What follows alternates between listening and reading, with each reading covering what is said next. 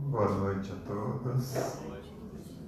Vamos aproveitando esse ambiente, entrando em sintonia com essa energia refazedora, que a gente possa se preparar para uma semana agradável de caminhada e nesse propósito vibrando uma prece. Pai nosso que estais nos céus, santificado seja o vosso nome. Venha a nós o vosso reino. Seja feita a vossa vontade, assim na terra como no céu. O pão nosso de cada dia nos dai hoje. Perdoai as nossas ofensas, assim como nós perdoamos a quem nos tem ofendido. E não nos deixeis cair em tentações, mas livrai-nos do mal. Que assim seja. Esse vídeo aqui é do Grupo Amigos da Luz. Ele fala sobre a preparação de uma encarnação.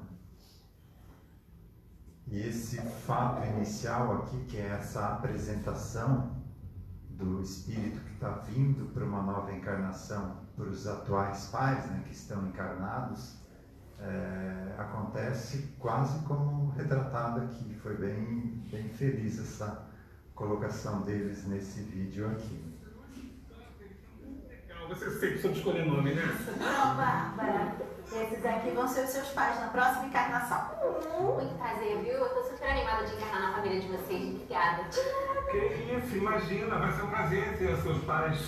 Tá tudo bem com a Tranquilo, não, Eu sou um pouco tímida. Engraçado, tenho a sensação de que eu conheço ela. Você, voz familiar contigo. Só se for você nunca me esconde Deixa eu aqui. ver você. É você? Oi, Bárbara. Quanto tempo, né? É o quê? 100 anos? 107 anos, 8 meses e 5 dias que você me envenenou pra ficar com meu marido. Menina, por que a gente não pode ficar de um crush, né? Pois é, mas acontece que você era minha mãe, a pessoa que eu mais confiava e fiz tudo isso com a de homem. Não seja justa com a mamãe.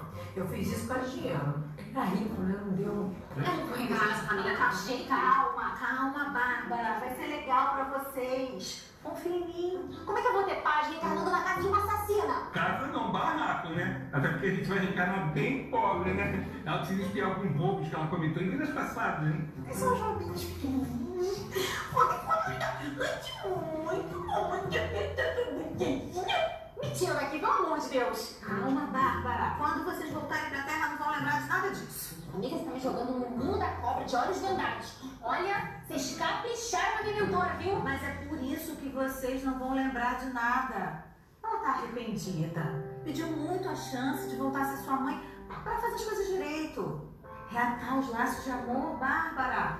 Como isso seria possível se vocês lembrassem de tudo?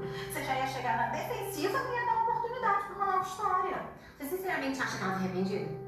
Ô, minha filha, você não sabe como eu sofro só de lembrar a maldade que eu fiz com você. Tudo que eu quero é a chance de ser sua mãe de verdade. Poxa, a gente era tão unida antes, lembra?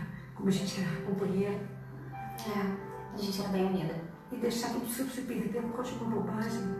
Olha, eu prometo pra você que na próxima vida eu vou fazer de tudo pra conquistar sua confiança.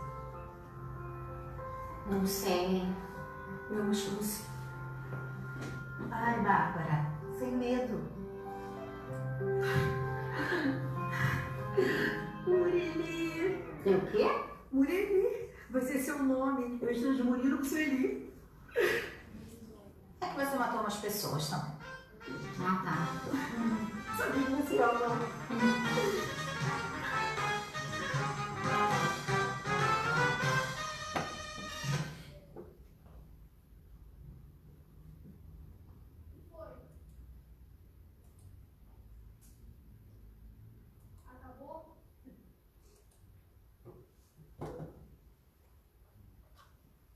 vai continuar, André, fica tranquilo, tem mais material ainda. Esse foi só o vídeo inicial.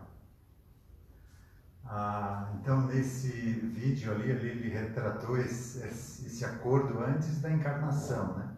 Mas existe também para relembrar esse acordo, quando o casal já está formado aqui na Terra, encarnado, e está na hora do espírito ganhar um novo corpo, também há esse encontro no astral, mais ou menos como aqui, só que com a diferença de que o pai e a mãe já estão encarnados, né? E como o pai e a mãe encarnados agora não lembram mais, porque já se formou uma outra estrutura de ego, um outro psiquismo, então eles não lembram desse acordo de passado, muitas vezes há uma espécie de choque nessa apresentação, né? E isso pode ficar gravado no subconsciente da criança, né? Porque aí já está em formação a estrutura de inconsciente ou de psiquismo da próxima vida, né? Então, desde esse momento, antes da encarnação, já pode afetar digamos, a saúde mental do filho. Então, a gente tem que ter muito cuidado com isso, realmente tem que se preparar bem para receber um filho na família. Aqui um aviso da casa, temos uma rifa para auxiliar nos custos de manutenção. Quem puder auxiliar, é só se dirigir lá na secretaria. Então, a proposta desse nosso estudo aqui é entender o que a gente está fazendo aqui quando a gente vem para uma encarnação. Entender quais são as regras desse jogo chamado vida. Porque fica mais fácil a gente levar ela quando a gente entende as regras. Quando não entende, a gente vai empurrando com a barriga, indo de qualquer jeito e acarretando aí uma série de sofrimentos ou desajustes desnecessários, né? E se a gente soubesse com antecedência disso, ficaria mais fácil evitar certas dificuldades. Então, para isso, a gente precisa entender essas leis universais. Entendendo as leis, aí vou precisar fazer uma reflexão. O que eu estou fazendo da minha vida que vai contra alguma dessas leis? Aí eu preciso fazer uma mudança. Porque não adianta só saber, eu preciso colocar em prática. Algumas dessas mudanças vão ser tranquilas. Algum hábito que eu tinha, mas por não saber que podia me causar dificuldades. Quando eu sei que aquilo pode me ser prejudicial, eu mudo esse hábito. Como da reclamação, a gente reclama por qualquer coisa. Agora que a gente está entendendo que a reclamação vai atrair, por exemplo, a reclamação no início do dia, né, vai atrair durante o dia novas situações para eu continuar reclamando. Então, se eu sei que é prejudicial reclamar, eu deixo de reclamar. Agora, um vício que foi construído durante 5 ou 10 existências é mais complicado você colocar em prática essa mudança. E aí você precisa de um auxílio, de um trabalho, digamos, no psiquismo, no inconsciente, para trabalhar essas 5 ou 10 vidas anteriores também. Porque eu aqui não consigo sozinho, isso é muito forte. Por mais que eu queira, por mais que eu saiba que me é prejudicial, eu não consigo mudar. Então, precisa desse auxílio externo, que aqui na casa a gente trabalha com captação psíquica e apometria. Mas também qualquer outra terapia que trabalhe com o psiquismo também auxilia, né? Constelação familiar, sistêmica, e todas essas TVTs como terapia, desde que bem aplicada, né? Então o objetivo é entender as regras e mudar. Quando a gente muda, tudo começa a ficar mais suave na nossa caminhada, porque a gente não está mais nadando contra a correnteza, porque contra a correnteza a gente só se cansa e quase não sai do lugar. E quando você vai de acordo com essas regras, de acordo com a correnteza, você avança rapidamente e quase não se esforça. É o texto de Jesus, né? O meu jugo é suave e o meu fardo é leve. Então é só seguir essas regras. Seguindo essas regras tudo fica mais tranquilo. Só que é difícil começar, porque a gente está tão apegado no egoísmo, nos apegos, né? Que é difícil abrir mão disso. Mas como agora a gente está entendendo que vale a pena, é mais fácil a gente começar essa mudança. Porque agora a gente sabe que vale a pena e que vai ser beneficiado, como o mandamento de amar ao próximo como a si mesmo, né? Durante 2000 anos a gente achou muito bonito, mas ninguém botou em prática. Nem mesmo quando a gente estava na igreja, como religioso, né, em outras existências. Só achava aquilo bonito. Agora que a gente está entendendo que isso é uma lei universal, que eu vou estar no lugar do próximo, vou ser tratado da mesma forma como tratei, aí muda de figura. Aí eu estou entendendo que vale a pena me esforçar e botar em prática agora.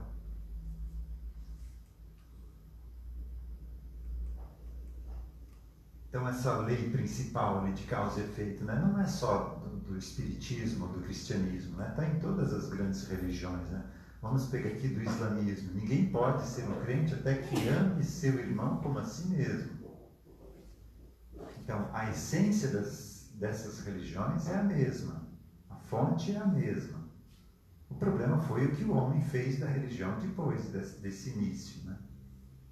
E não só no islamismo, né? No cristianismo também, a gente fez aí as cruzadas, a Inquisição e tantas outras barbáries, né? Mas isso é do homem, é o tempero do homem, né? Não é da origem divina dela. Aqui um exemplo da reclamação, do agradecimento que eu dei antes, né? Isso aqui traz para o físico o funcionamento dessa lei, né? O Masaru Emoto, um pesquisador japonês, fotografou a cristalização da água. A água, ao começar a congelar, ela começa a formar cristais de gelo. Então ele pegou a mesma água e colocou em frascos diferentes, com rótulos diferentes, e as pessoas passavam por aquela água e vibravam o que estava no rótulo ali, né? Raiva, agradecimento. E depois de um tempo ele fotografou a cristalização dessa água. Então a mesma água ligada ao agradecimento, como ficou, e a mesma água ligada à palavra raiva, ódio, como fica. Aqui nem forma, cristais ficam uma coisa amorfa, né? E nós somos 70% água. Então imagina o que a gente está fazendo para o nosso corpo no acesso de raiva. Aí depois arruma um câncer, é porque Deus é injusto, né? Arruma outra doença, é porque Deus quis assim. Não é, não. Muita coisa, aliás, quase tudo é responsabilidade nossa, né? Se não dessa vida, em vidas passadas. Então nós precisamos assumir as rédeas da nossa vida. É com a gente, não é com mais ninguém. Não dá para terceirizar.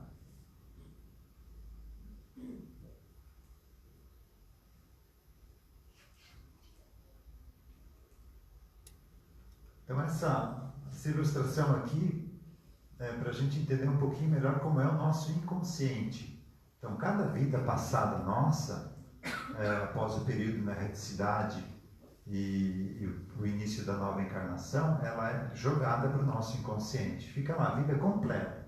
E a gente teve todas elas já, né? Na corrupção, na nobreza, na mendicância, na infantilidade, deficiência, prostituição, vida no campo, banditismo, na vida religiosa, nos preconceitos, na educação. Então, em todas essas situações a gente já teve vidas, porque nós estamos em final de curso aqui na Terra. Estamos na transição agora para o mundo de regeneração. Então, quando chega no final do curso, a gente já passou por todas as disciplinas. Então, todo mundo já foi de tudo. Por isso a gente não deve julgar, né? Apontar o dedo para o outro, porque a gente também já fez. Só que essas vidas nossas passadas não sabem nem que morreram, porque elas estão vivas. Então, nem passa pela cabeça delas que morreram. Perderam o corpo, mas não tinham essa informação que poderia perder o corpo e continuar vivendo, né? Para elas, a informação que a religião trazia é que ou você ia para o céu ou ia para o inferno, ou ficava penando ali no purgatório, né? Por um tempo. Então, para elas, isso não aconteceu. Elas apagaram nesse processo da reencarnação e ficaram ali no inconsciente. Daí, nessa vida, vem como filho, alguém, então, acorda no meu inconsciente as vidas passadas que tiveram contato com aquele filho que está chegando. E elas vão acordando e não sabem o que está acontecendo. estar perto de alguém que elas odeiam, que fez muito mal a elas, e elas não sabem por quê. Então há essa antipatia natural entre pai e filho, ou entre companheiros de trabalho, entre patrão e empregado, né? Por conta desse contato anterior. E a gente é atraído para estar perto daqueles que a gente ainda tem alguma pendência de passado de aprendizado.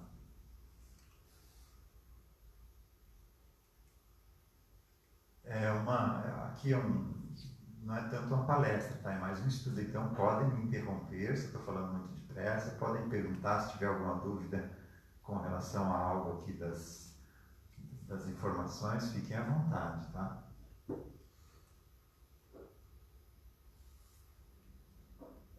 O primeiro texto de hoje é esse aqui, de Pierre Taylor de Chardin, não sei, 1881 a 1955. Ele era um padre jesuíta, teólogo, filósofo e paleontólogo francês, que tentou construir uma visão integradora entre ciência e teologia. Aí ele falando, então, sobre a religião. Então, a religião não é apenas uma, são centenas. Mas a espiritualidade é só uma. A religião tem um conjunto de regras. A espiritualidade te convida a raciocinar sobre tudo.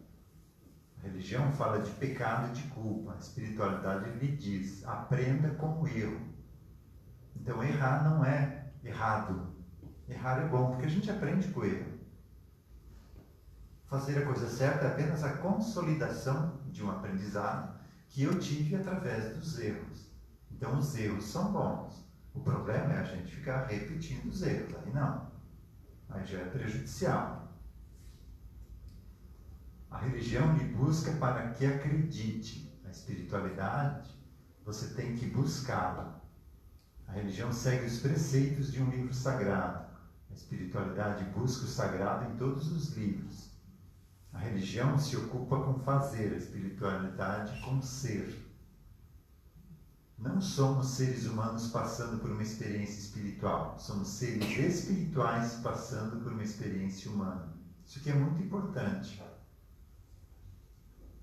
Nós não somos pessoas que vamos ter uma experiência espiritual.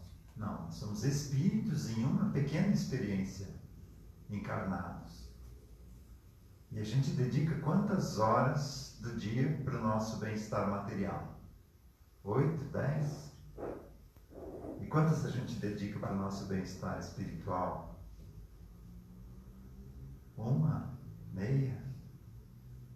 Né? Então, está invertido esse conceito aqui. E não por maldade ou por não querer fazer, mas porque a própria vida vai empurrando a gente. A sociedade quer que a gente entre nessa máquina do consumismo, do correr atrás, da competição. E a gente, quando vê, tá morrendo e nem viveu. Você corre o dia para descansar à noite, corre a semana para o final de semana, para curtir, corre o mês para o pagamento, corre o ano para as férias, quando ele está correndo para morrer. A gente não para assumir o controle da nossa vida, entender o que a gente está fazendo aqui. E quando a gente começa a pensar e entendendo pela lente dessas leis universais, a gente entende que aquela pessoa que nos incomoda dentro de casa está ali para o nosso aprendizado. Não foi errado ela ter nascido na minha família ou eu na família dela. Está certo. É uma pessoa diferente, com conceitos diferentes, verdades diferentes, que pensa diferente. Então eu compreendo que ela é assim. Ela não está fazendo isso só para me atingir, só para me incomodar. E sabendo disso também eu não preciso ser conivente, né? A pessoa está fazendo errado, deixa ela fazer errado. Eu não preciso estar junto no barco, né? Não estou dizendo que é para separar, tá, pessoal? Estou dizendo que você não precisa levar uma vida ao lado de uma pessoa só porque você acha que isso é o certo a ser feito. Não. Tem uma história de uma mulher que ficou 40 anos casada, E o marido desencarnou e logo em seguida, 3, 4 anos depois, ela também desencarnou. Chegando na espiritualidade, o mentor dela falou: ó, vai ter pouco tempo aqui, porque o teu marido estava num estado lastimável e precisou reencarnar em seguida. E você também vai para casar de novo com ele. Aí ela se desesperou: mas como? Eu aturei ele 40 anos? Não, agora você vai para tentar amá-lo, e não para aturar. E, parêntese, amar não é esse conceito que a gente tem banal de amor, não. Amar, segundo a doutrina espírita, é boa vontade, indulgência e perdão. Então, compreender o outro. E se ele está ali do lado, ele quer me ensinar alguma coisa. Então, vou aprender. E quanto antes eu efetuar esse aprendizado, mais cedo eu vou estar desligado daquela pessoa. Então, quando um casal separa, é por 2 situações. Primeiro, ou eles estão se prejudicando mais do que se resgatando, aí há como que uma permissão para que eles separem, para não se endividar mais. Ou se resgataram, então pode ir para um lado ou para o outro. Quando eles tentam separar e sempre alguma coisa não dá certo, é porque ainda tem algo ali para ser resgatado. Então busquem esse algo para que não precise vir mais uma vida, né? Porque o casamento é o último recurso da providência divina para fazer 2 pessoas se acertarem. É forte, né? Filho é o segundo.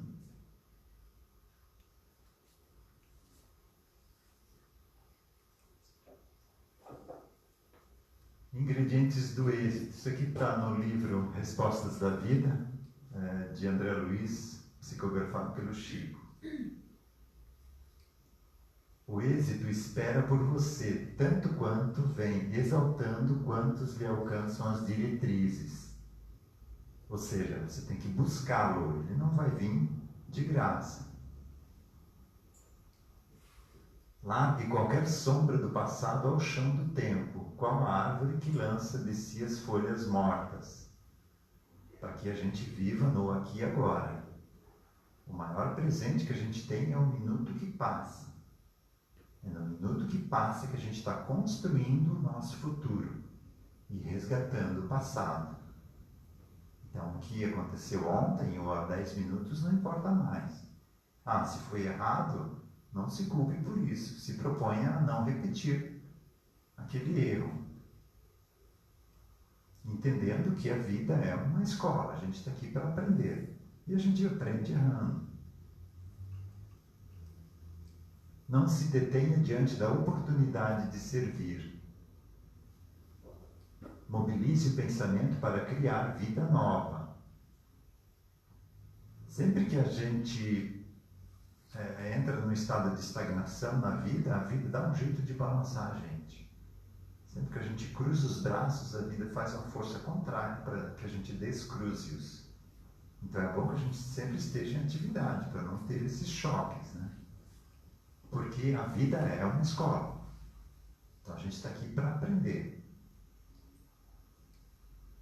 Melhore os próprios conhecimentos estudando sempre. Saliente qualidades e esqueça defeitos.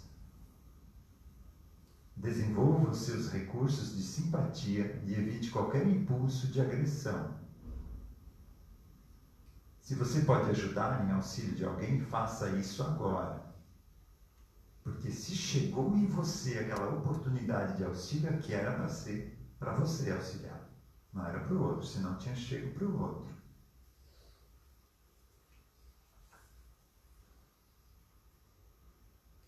Enriqueça seu vocabulário com boas palavras. Jesus, quando questionado sobre a questão lá da pureza dos alimentos, né, ele falou o seguinte: não é o que entra pela boca do homem que o torna impuro, é o que sai. E vai sair o quê? Aquilo que a gente permite entrar pelos nossos pensamentos. Diga, Bruno.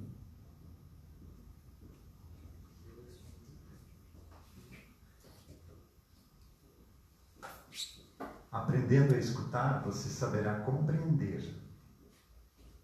A melhor maneira de extinguir o mal será substituí-lo com o bem. Viva o presente sem afligir-se pelo futuro, porque para viver amanhã você precisará viver hoje.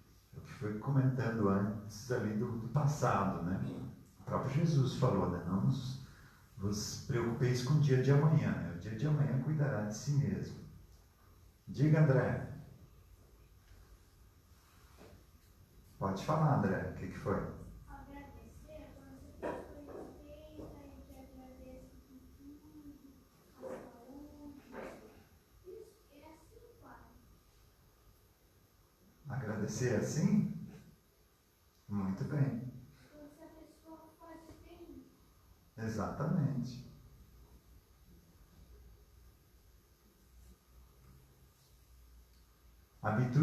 Habitue-se a sorrir. O desalento nunca auxiliou a ninguém.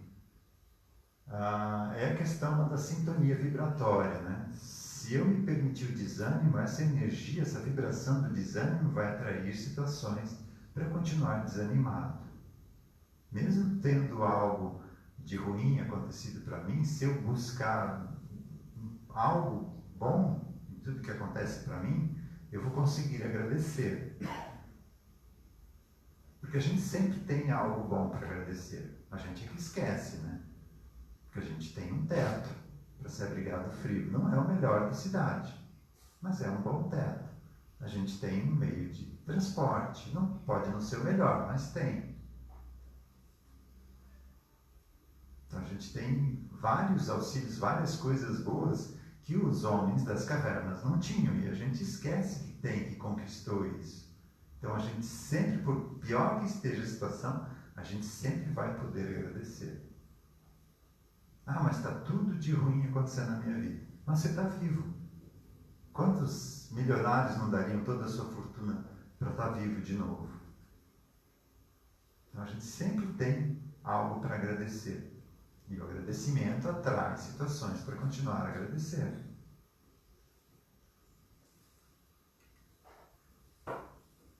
A dificuldade é o meio de que a vida se vale para melhorarmos em habilitação e resistência. Então, a dificuldade é necessária, através dela que a gente aprende, que a gente desenvolve a nossa inteligência. Então, é necessária a tarefa lá na escola, né, André? Para a gente exercitar, para aprender. Ah, é ruim fazer tarefa? É. Mas quando a gente faz 1, 2, 3 vezes, a gente aprende aquilo e aquela tarefa não é mais necessária. O problema é que vem outra no outro dia, né, André? Censura é a fórmula das mais eficientes para complicar-se. Sempre que eu julgo o outro, aponto o dedo para o outro, você provavelmente já esteve naquela situação e fez igual ou pior. Por isso, não julgar. Não aponte o dedo. Se você não concorda com algo e faz piada daquilo, você vai viver aquela situação. Nessa ou em outra vida, provavelmente em outra. Então, cuidado com o que você julga do outro. Porque você vai ser colocado à prova na mesma situação, para ver como você se comporta. Então, compreenda. Talvez você nem esteja pronto ainda para estar passando por aquela prova e o outro já está. Talvez ele está até acima de você nessa caminhada evolutiva. E você está julgando, dizendo que ele é inferior, pensando que é superior a ele, né? Nunca desconsidere o valor da sua dose de solidão, a fim de aproveitá-la em meditação e reajuste das próprias forças. Então, os momentos de solidão também são necessários, não em exagero, né? Então, que a gente aproveite esses momentos. É um convite da vida para a gente reflexionar o que está acontecendo, o que a gente está fazendo da nossa vida. Observe, todo tempo é tempo para restaurar e corrigir, começar e recomeçar. É o minuto que passa, é aqui e agora que a gente está construindo o nosso futuro.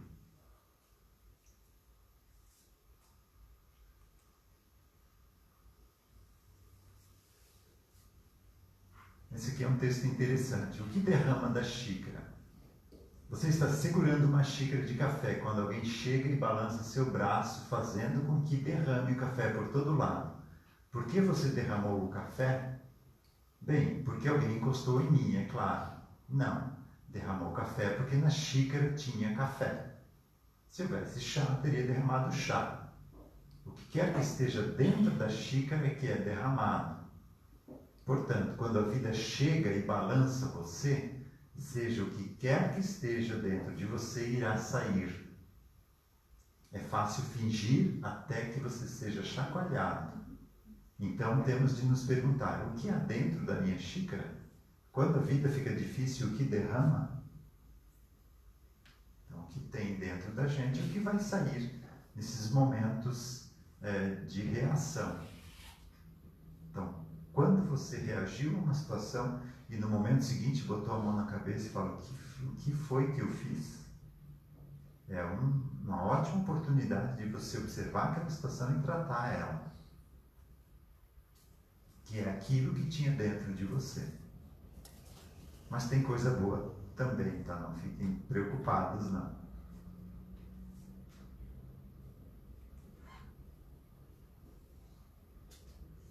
Treino para a morte. Preocupado com a sobrevivência além do túmulo, você pergunta, espantado, como deveria ser levado a efeito o treinamento de um homem para as surpresas da morte. Não obstante achar-me aqui de novo, então é um espírito que está falando, né? Humberto de Campos, falando desencarnado, que estavam perguntando para ele, o que eu faço para não sofrer depois que eu desencarnar? Então já estava desencarnado há quase 20 anos, sinto-me ainda no assombro de um chavante repentinamente trazido da selva mato-grossense para alguma de nossas universidades, com a obrigação de filiar-se de inopino aos mais elevados estudos e às mais complicadas disciplinas. Então ele está dizendo que é algo complexo mesmo, você está do outro lado. Demora tempo para você se habituar. Preliminarmente, admito que deva referir-me aos nossos antigos maus hábitos. A cristalização deles aqui é uma praga tiranizante. Comece a renovação de seus costumes pelo prato de cada dia. Diminua gradativamente a volúpia de comer a carne dos animais. O cemitério na barriga é um tormento depois da grande transição. O lombo de porco, aqui depois de morrer, está dizendo, né? O lombo de porco ou bife de vitela temperados com sal e pimenta não nos situam muito longe dos nossos antepassados, os tamoios e caipós, que se devoravam uns aos outros. Os excitantes largamente ingeridos constituem outra perigosa obsessão. Tenho visto muitas almas de origem aparentemente primorosa dispostas a trocar o próprio céu pelo uísque aristocrático ou pela cachaça brasileira. Porque do outro lado não tem para vender, não tem barzinho para vender cachaça ou para vender bebida. A única forma de você continuar no vício é você se colocando ao lado de alguém que está ingerindo aquela bebida ou que está fazendo uso daquela droga. E quem permite isso não são as pessoas que estão bem, né? São aqueles que estão lá na sarjeta, né? Então, realmente é uma energia muito, muito desconfortável você estar ao lado daquela pessoa. E o vício te faz se submeter àquilo, estar do lado de alguém todo mal cheiroso para captar um pouquinho da essência, né, da energia ali da bebida, da droga. E também, quando desencarna, o nosso corpo ele é um mata-borrão.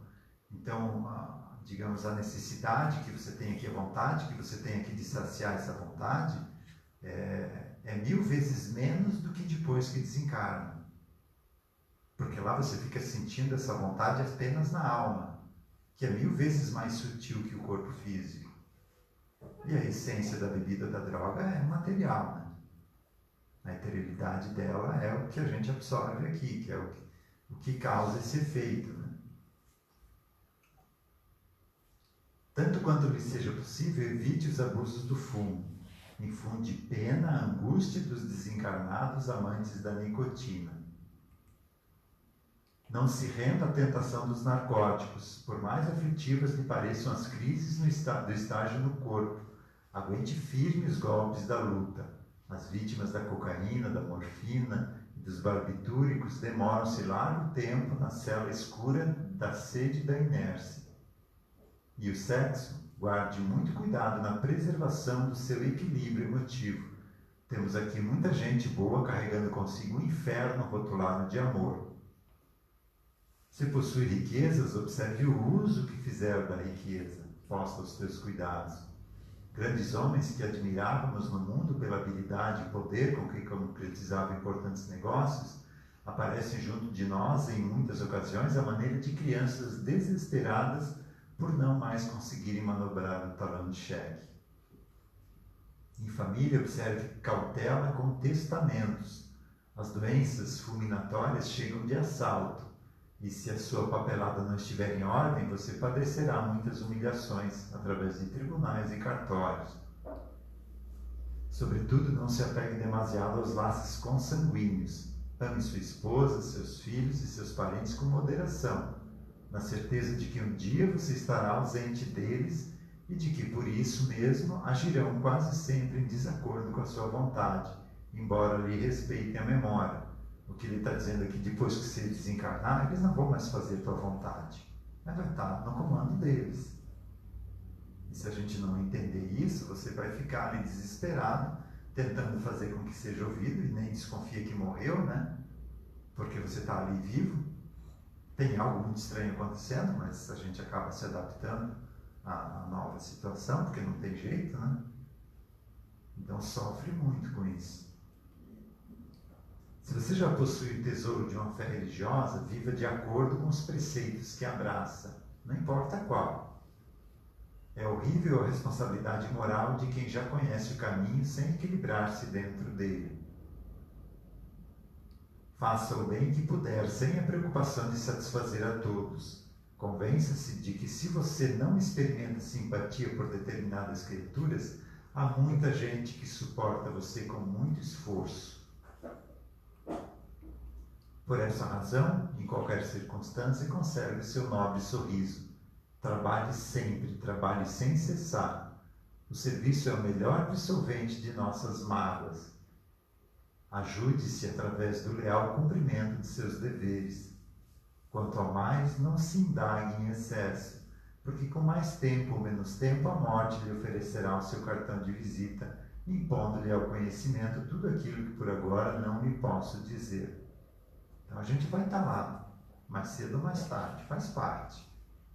Desencarne é inevitável, para que a gente esteja preparado para quando ele chegar.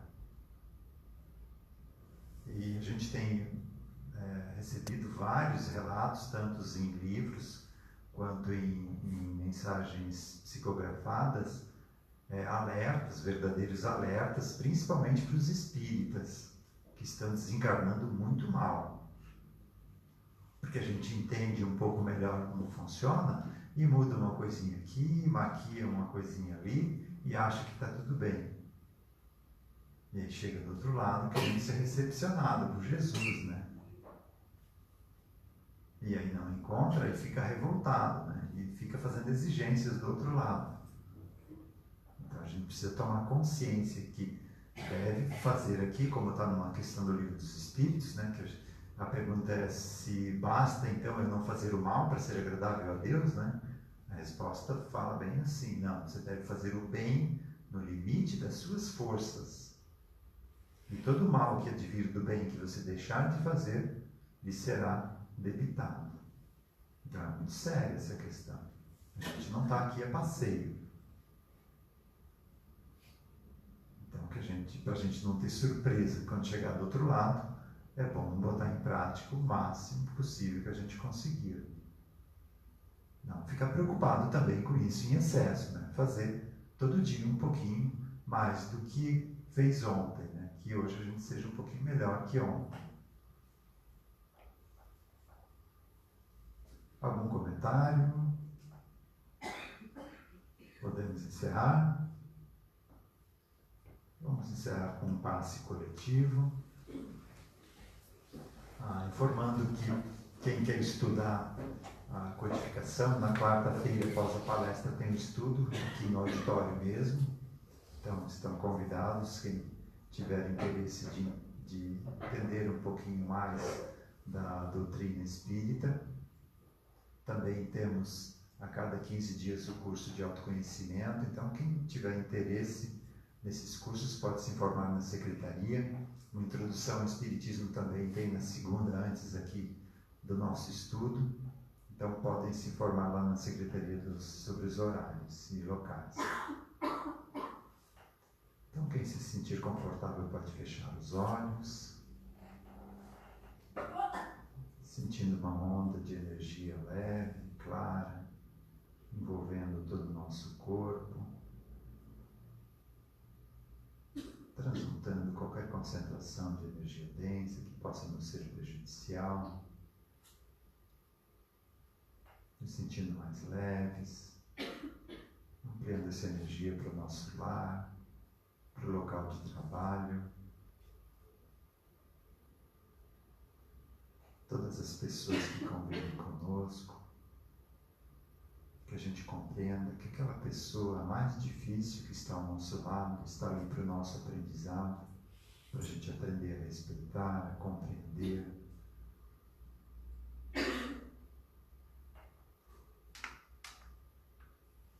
Que tenhamos todos uma boa noite e uma semana abençoada. Que assim seja.